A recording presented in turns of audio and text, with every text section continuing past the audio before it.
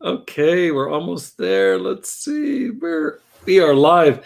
Hi, everybody. It's Bob Weathers here. I'm with my dear friend Michael Morar joining us tonight. Thank you, Michael.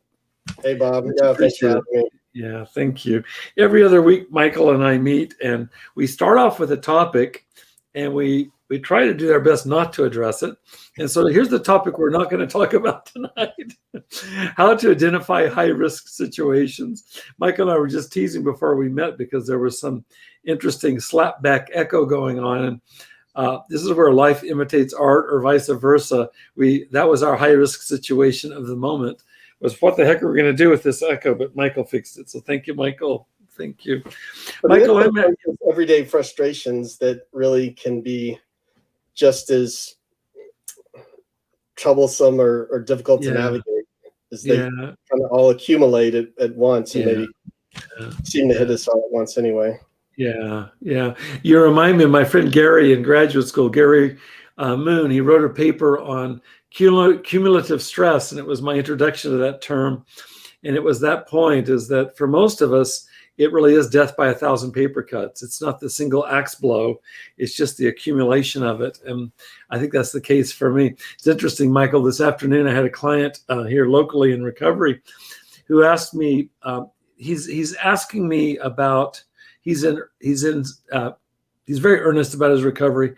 And he's asking me about my own experience, and I'm happy to share it. It's one of the crazy things about being a recovery coach these days is there's a transparency about the work I do, and it depends on the client. But if a client asks me, what I'll tell clients is I'll say, I won't ever lie to you. And if you ask me something that I'm too embarrassed or for some reason can't answer you, I'll tell you that. But I'm not going to sit here and blow smoke. And so I end up saying that. I don't think there's a question that clients ask me that I can't answer, because I think clients are respectful. They're not going to ask, something embarrassing, that sort of. But I guess it depends on how you define embarrassing. Most of everything I talk about used to embarrass the shit out of me. That's the truth. So he was talking to me today. He was asking me today about when was the time in the last 10 years, Bob, where you really thought about using, and I told them earlier we had talked about it, is that it's typically because I've been at it a while, I don't find myself courting fantasies about drinking or using drugs like I did early on every other second. And it typically, when I track it down, it's related to stressors for me. And he was interested in the big kahunas. And so I shared with him a couple of years ago, which you're aware of, when I left the university, which was a certain kind of job security, to do what I've been doing for the last 2 years, which is independent work in recovery coaching. There's no way to work 2 full-time jobs at the same time. So I had to finish one job and take a leap into the other and build it up as quickly as possible. That was stressful for me because I wasn't sure how it would go. It was the unknown. And I remember during that time that it came, that's what I shared with him. And I would say that would be a high risk situation. The image I shared with him was that it was like leaping without a net. It was like there was no net. And I was aware during that time that getting wasted sure sounded appealing to me, because it was nerve-wracking. I didn't, and another conversation I'll share with you how and why I didn't. But that's an example for me of a high-risk situation in a mega way. That doesn't come up very much, thank goodness, on a day-to-day level. Having said that, all day long there's echo effects that aren't working. and I think that's much more common, is just the cumulative thing that leads up to high risk, just being stressed out. So anyway, that's my prologue. I'm interested to hear any thoughts you have or interact around this topic. I think it's a hugely important topic. I think it's central to recovery, because I don't care how much of a come to Jesus experience I have in the best recovery treatment center on the planet. As soon as I go home, I like what the spiritual teacher Ram Dass said. He said, if you feel so enlightened, just go home and spend Thanksgiving with your family. So it's something about that, I think. So we're keeping it real tonight, I hope. Michael. Yeah. Well, I mean, I think you're right, for sure, in terms of all the little things that can add up, and it's the everyday frustration And it's also those big fear moments of jumping, taking those leaps of faith and life transition, so that was a major life transition for you that you just described, going from, having the reliable paycheck, and of course they had the stressors that went with that job for you as well. And then all the stressors that led up to, like, you knew that was kind of coming. You had some friends that kind of dealt with kind of losing their job, so like there's lots of other things that going on as we led up to that. And then taking a leap of faith, it's probably more impressive, in fact, that more people don't have, that was probably a really good time or good reason to drink or to you, because I imagine that was really difficult time. Thank you. Just amazed at how you didn't. Thank you. Years ago, owing to the ill effects of addiction, as you're well aware of, I lost my career twice over. I had one supervisor, I think I've shared this with you. She says, "Bob, no one gets hit by lightning twice except you." And it was the sense of, I don't think the first lightning strike got my attention sufficiently. That's actually not fair. It traumatized the shit out of me. And then I went into an even darker place. If it's possible to go from level 1 hell to level 2 hell or something, I did. And so the second devastation nearly took me out, for one thing. But I remember with my loss of license as a psychologist, I had a fellow psychologist who happened to be in the university with me, and she said to me, "Bobby, I know a number of people that have committed suicide in light of what you've gone through." She was talking specifically to my profession. I think she was trying to be supportive. I don't know exactly. I don't think it was a subliminal suggestion. No, she was definitely trying to be supportive, but it's a miracle to me that that soon enough, it took me a year or two to find my bearings, is where I really entered into recovery with a real commitment. And it's amazing to me to face something that you just want to die because it's so painful. And much of my poor judgment was complicated by my active addiction during that time. I don't blame it on addiction. It's just part of the picture. But it is amazing that we can find resources, or that resources find us, which is probably closer to the experience, Michael. It's amazing to me that that's possible to move through these high-risk situations in our lives, whether we're talking about addiction or profound, like intractable depression or suicide. I mean, it's amazing. And I don't take any of it for granted. I definitely contemplated going away permanently. That's for sure. As I contemplated, relapse with this more recent stressor, but I didn't. Yeah. For which I'm very grateful. And you also kind of brought up another point that I'm wondering if this is of interest to you, is that like sometimes you said initially, you had one really, something that was hard for you that some people might say like, oh, well, that would be the good reason right there, right? But it actually sent you deeper in because it's of all that goes with that. And I think that I mean, that's certainly what happened for me. And so like, meaning like having a DUI and then getting another, and so like, but that then kind of started it. Starts and spiral downward. And so I think it's easy from the outside to look and go like, hey, why didn't that help you correct the behavior? But often, whether it be the stigma of these types of things or the, there's often good intent, just kind of like your colleague might have had good intent with that comment, but all these good intentions often kind of though nonetheless send us the other direction. And then maybe the next one, for me, it had like, then the next hit in the head, or however you know, like it did get bad enough, and but you know, it doesn't always happen that way, you know, and it's not always, you know, it, and so I do think it's really important on kind of how I think it takes a lot of good support to kind of make the turn there. It's difficult situations that come up, and it's not something that having to come to harsh realities, as well as having the support of those around you that really, you know, I don't think it's something that you can do. I won't say it's something you can't. I'm not saying you can't do it on your own, because some people, they are alone, you know, and they're having to do it on their own. It's a tough go. And so it's just having that support in ways that are really supportive, and not just the intention of support. Yeah, we talked about this some recently. You and I were talking about it. I've been studying the book of Job for the last 6 months or so. I do this about every 10 years. It seems like this is my third, you know, in-depth immersion in Job. And to say I'm studying it makes it sound way too academic. It's more of a personal, I think immersion is actually closer to it, just being with it.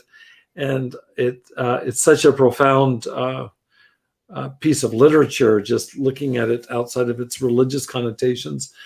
But I know you've experienced this, Michael, and I've experienced it. I don't know anybody in addiction and or in recovery that hasn't experienced some version of what's explicated with such like almost Shakespearean accuracy in the book of Job, where his three friends, so-called friends, I should pause, 𝗜𝗱𝗲, Bildad, and Zohar, is that it's just one after the other come at him, and I'm going to wrench it out of context. They come at him and they point fingers at him for having gotten his first DUI, or having lost his first professorship, or whatever the heck it is. And I don't know anybody in addiction that hasn't lost relationships, finances, jobs, family members, marriages. I mean, reputation just goes on and on. And they just come at him. And then when he becomes more despairing, because you've got chapter after chapter of this man just falling deeper and deeper into this trough, his friends then point out that it's just relentless. I guess I'm 19 or 20 weeks into it, because I read one chapter every Sunday morning and then read a bunch of commentaries about it. So anyway, the latest round is like, now they're going, I can't believe you got a second DUI. I can't believe that you lost your license. What does it take to wake you up, Job? And while it's not a story in any explicit way about addiction, it sure is a story about suffering and the incapacity of so-called friends sometimes to be with that level of darkness. And you've experienced that, Michael, I know. I've experienced that. And so to confirm what you just said, and I can say this and burst into sobbing immediately, I'm going to try not to, is the handful of people that reached out to me and were with me through this, and I can name them. I mean, they just start coming to mind. They stand out as the exceptions to, most people didn't judge me explicitly. I had a few people say really cruel things to me. And these were really like, these were the Zohars and the Bildads. These are people that were my friends in the field that I was in. I just was lacerating, really wounding. And I can remember those comments now. Most people didn't do that. Most people just turn the other way. It's just like, they don't even want to see the train wreck that's happening. And that was my life. And I'm not blaming them or anybody for this. That was my life. But the people that stood by me, so grateful for them. And I agree with you. There are people that have to do this alone by virtue of circumstance. I don't know how I could have, and I didn't have to. And for that, I'm just undyingly grateful. It's like there were people that I better stop talking because I'm going to burst into tears. It's so incredible, the grace that comes. I read this poem this morning. It's a line out of the poet Rumi where he says, sometimes a door opens and a human being becomes a way for grace to come through. And why I remember that is that that's exactly this experience. The door didn't open often, but it opened often enough, and with this kind of quality of presence, that grace came through, and it saved my ass, is what it did. Yeah, saved my ass too.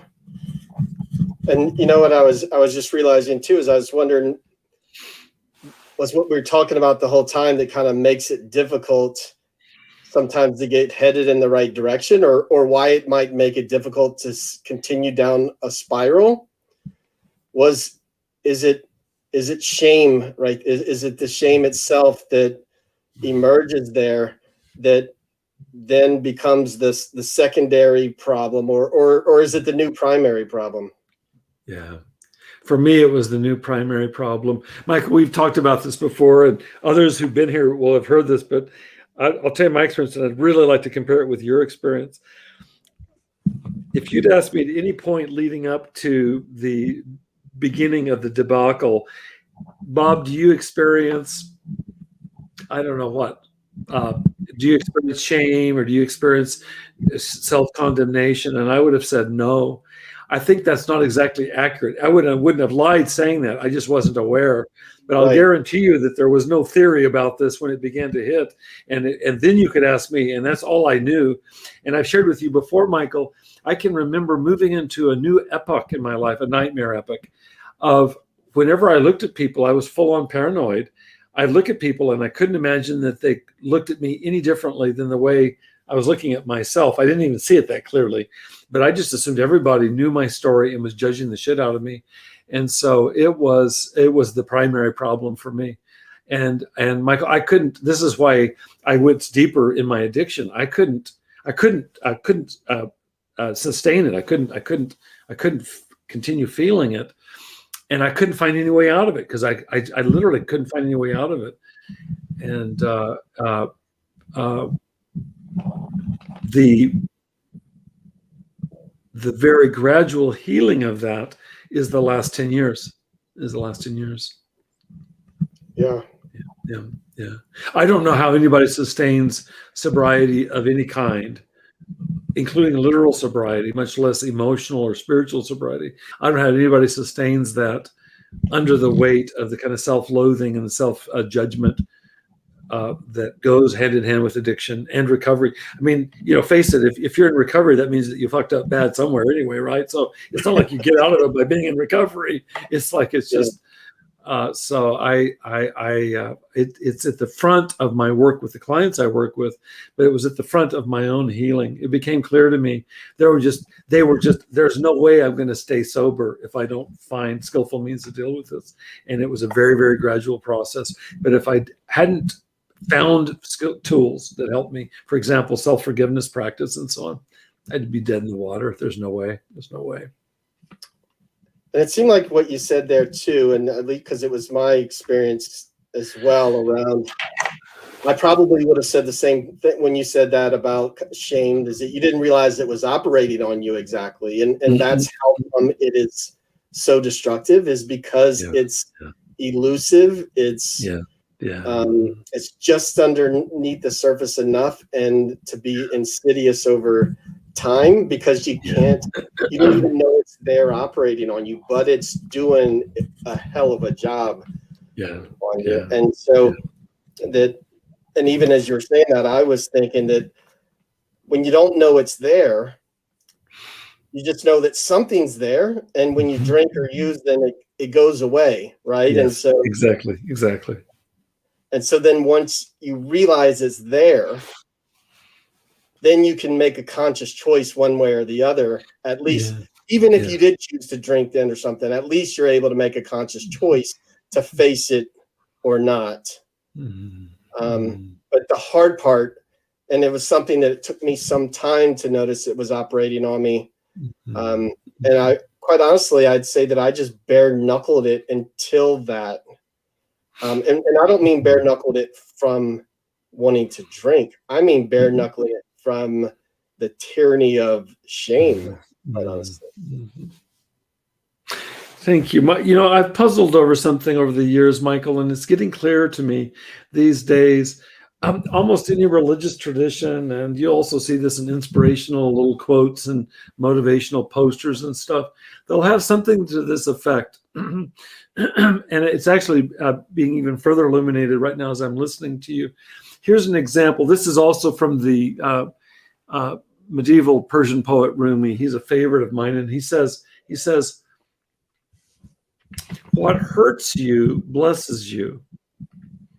So think of it in terms of shame. What hurts you blesses you. Darkness is your candle. Your boundaries are your quest.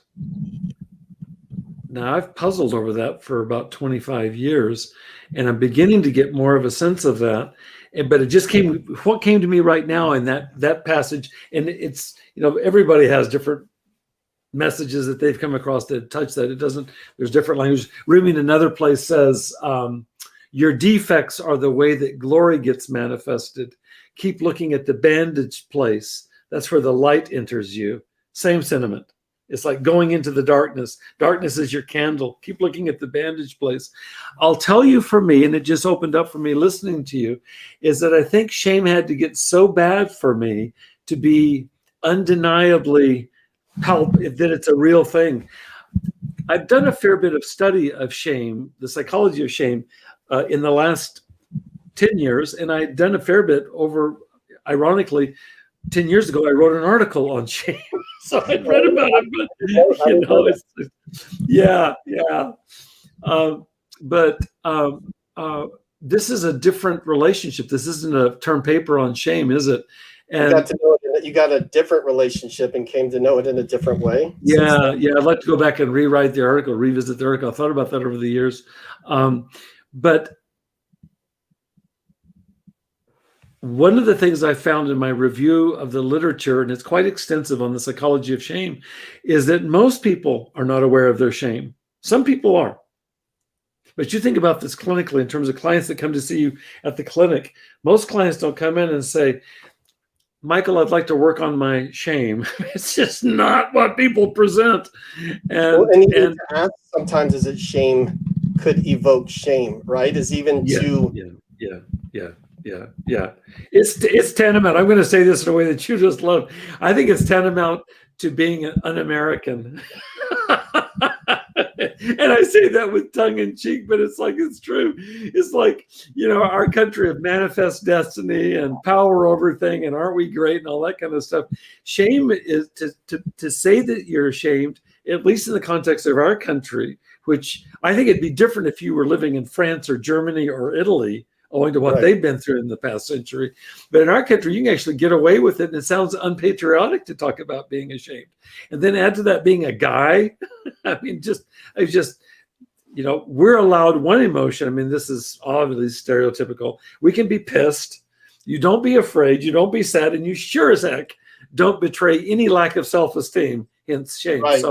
So I think there's shame. I think as a guy as a male, that's your choice. Yeah. How are you, Bob? I'm good. How are you, Bob? I'm pissed. That's it. We just exhausted my options. So, or maybe I'm great, And so I think that there's shame around shame. I think you're right. I think it's a defense against shame, and it's unconscious. And so what I want to say back to those quotes I just shared is that if you have your face shoved in it long enough and deeply enough, it does get your attention. And I'm grateful for that, even though it was enormously painful, including for people around me, is that I definitely have a living relationship to shame now, consciously. And I didn't through all of my life up to that point. Yeah. And you can't heal something if you can't name it, or if you can't pull it out from the swamp. And so it requires getting it where it's up in the air, where you can look at it and I say name it lightly. It's just like begin to get the contours of it. You can't work on something. I couldn't work on anything because if you'd asked me, there wasn't a thing to work on. I'm fine. I'm great. Michael. Yeah. Well, I think of the name part kind of like the same way you hear like in some of these horror movies around like naming, like speaking the devil's name or something, is that once you do, you then gain power over it. And Yeah. so Yeah. in a similar way, but when you mentioned holding your face down into, like, and so I was reluctant to say this at the beginning because I feel fortunate for it, but at the same time, it came at a painful price, which is, I think for me, luckily, shame did quite a number enough on me to where when things come up and stressors come up, it's not even on the radar for me really to drink. Like, it doesn't even come up as a possibility, but I'm not necessarily in just a good way. I mean, so like it's good in that sense, but it's, and I think of this frequently, like in some ways I'd like to be able to bottle that and I appreciate it. At the same time, I'm pissed off over it too, meaning that it came at some cost, and it holds your face down in it long enough. And it doesn't get you to do that, but it still has some other effects, like, so that's off the radar for me, but I'm not sure at what cost, Say a little bit more. I think I'm about halfway there, but I want to get this, Michael. Yeah. So meaning if shame had some purpose, it did do that in terms of it changing my behavior, so to speak, or having me turn my life in a completely different direction. It's worked out well.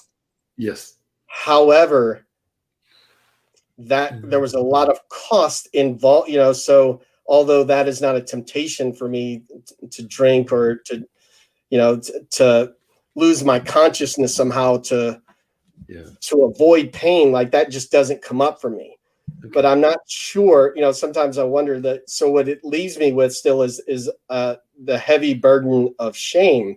And although I, so like I'm back in, like, of course I'd rather manage that than have to manage some other stuff. But,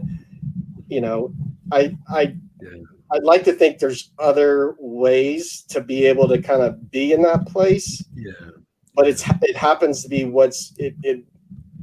it's worked and it's served its purpose, so if you're to say that shame, it does, but I'm not sure I don't know. I'm not sure I've ever completely resolved that part in terms of, is it a good thing or not? I'd have to say it's not altogether bad. It's not altogether, I know for sure it's not altogether good either. I think I'm with you. Is it like the cost is and was so great, and is it justifiable in light of the benefits that you've attained? Like you say, my life has been good, or however you put that, but the cost is so monumental. Is it something in that area, Michael? Yeah, like I would like to have been, well, the shame. So I think that the reason why it doesn't even come up for me as an option is because the shame around that was so great.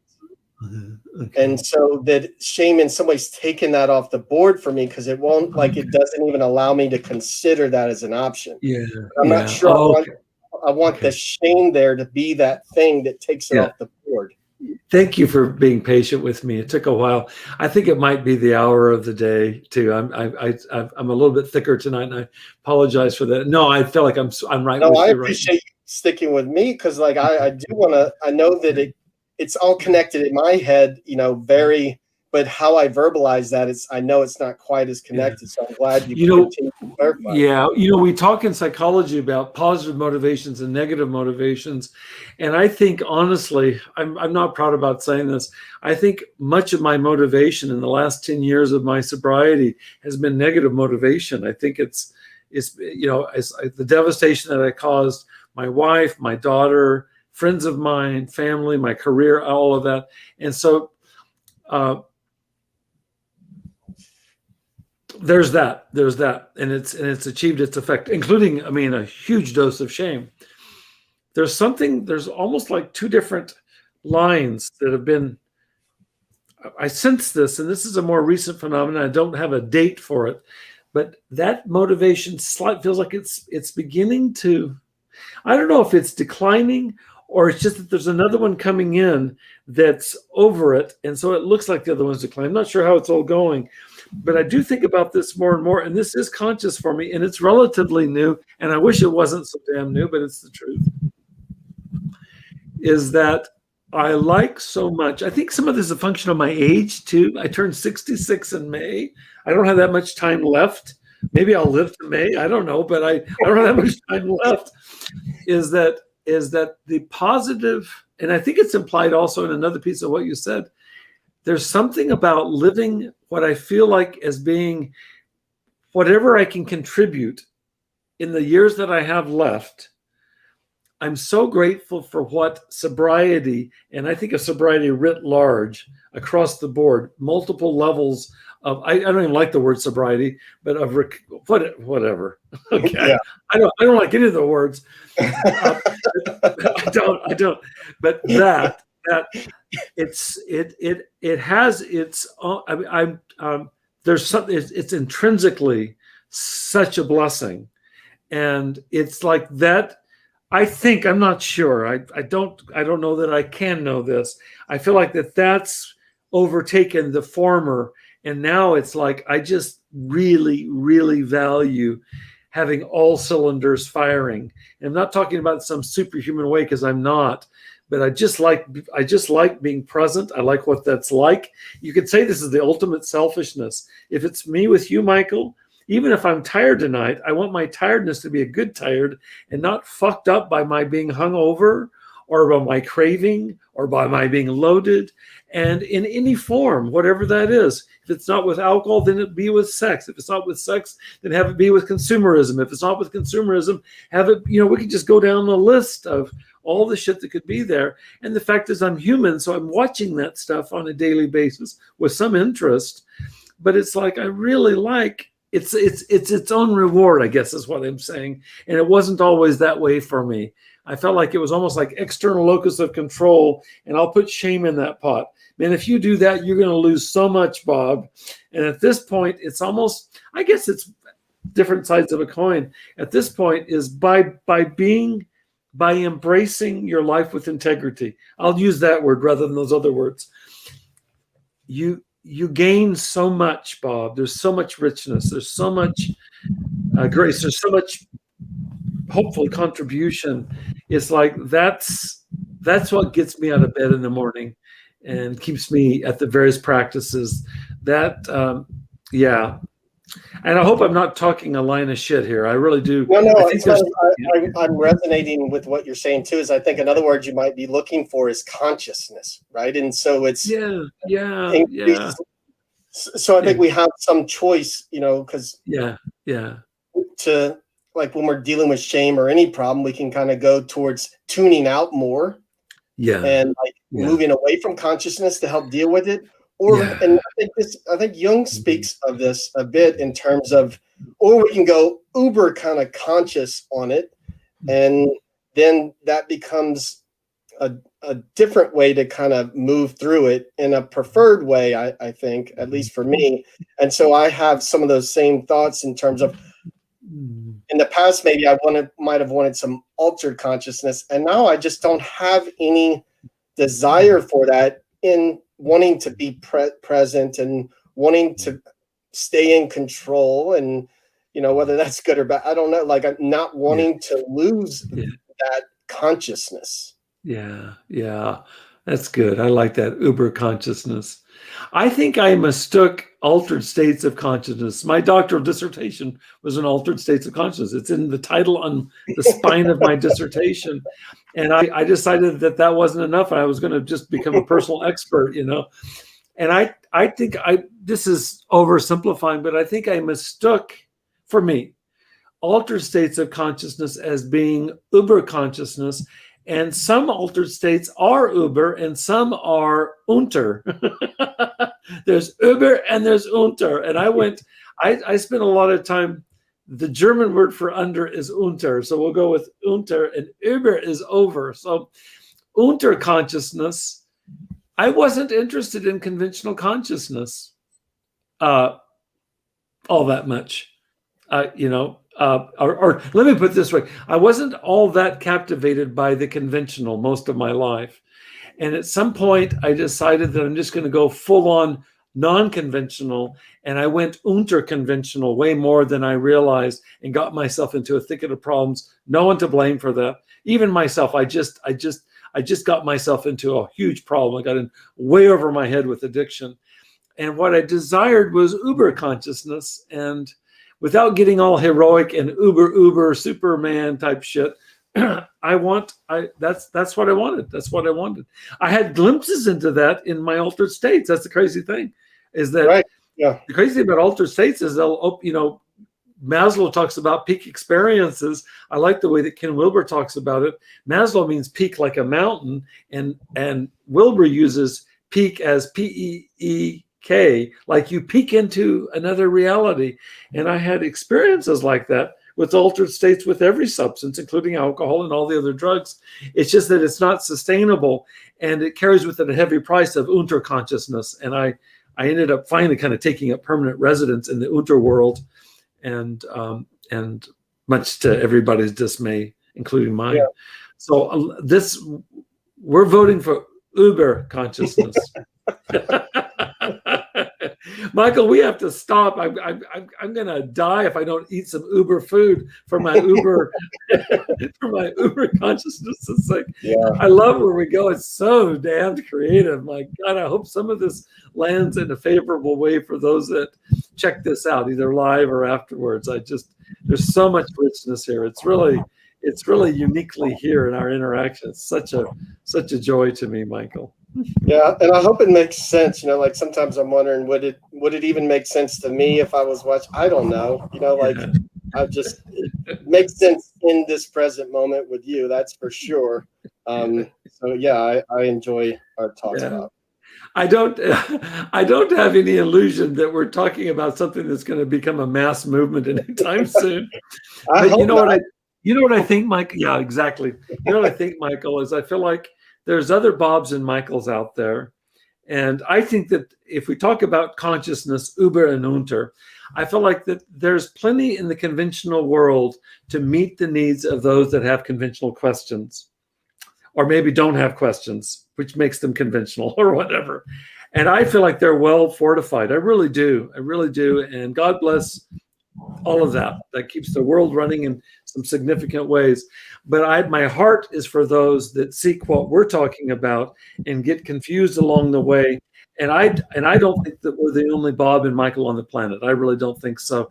And if this could land fortuitously in the lap of another Michael or another Bob, I would be so grateful. Even if there was one person that resonated with this, I would be grateful for that. That makes it well worth the while. And I'm that person because I get moved deeply by what we talk about. It gets woven into my life, my Uber consciousness, and I'm very grateful for it. And may it land for somebody like a seed in a fertile row and get some water and grow. That's what I would wish. I hope so. So I'm happy to cater to whatever relatively small percentage of humanity that is. We've got a lot of people on this planet, so even if it's 0.1%, that's a lot of people. Yeah.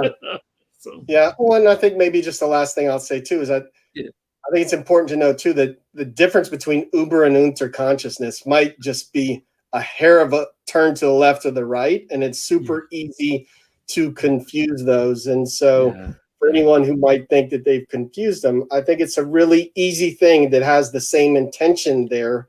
It just it doesn't take much to kind of skedaddle off the other direction. Yeah, I appreciate the grace in that. I feel like that's the truth. More to follow. I mean, I'd love to spend another hour just on your last statement. We won't tonight, but maybe the next time we meet. Okay, Michael, have a good evening. Thank you, brother. It's great to see you. Much love to you, Michael. Take care. Bye-bye. Bye-bye. Good night, everybody. Thanks for joining us. Appreciate you being here with us.